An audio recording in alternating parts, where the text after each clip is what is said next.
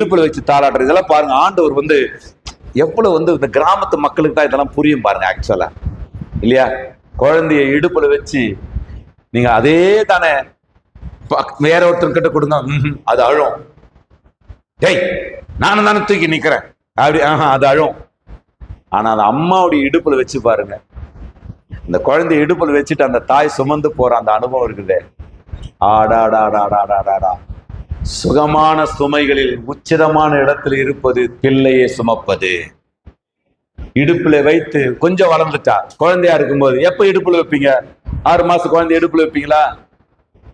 6 மாசம் குழந்தைய இடுப்புல வைப்பீங்க? வைக்க மாட்டீங்க. கொஞ்சம் வளர்ந்துட்டா இடுப்புல வைப்பீங்க. அப்ப அவர் என்ன பண்றாருன்னா, முதல்ல பாருங்க மடியில, அப்புறம் கால்ல, அப்புறம் இடுப்புல, அப்புறம் தோளில, அப்புறம் கையில, அதுக்கப்புறம் என்ன பண்றாருன்னா உன்னதங்களில, அதுக்கப்புறம் உன்னத மறைவில. ஆக ஒரு முடிவில் அவர் உறுதியா இருக்கிறாரு, நான் உன்னை கீழே இறக்க போறது இல்ல, நான் உன்னை விட்டு விலக போறதே இல்ல.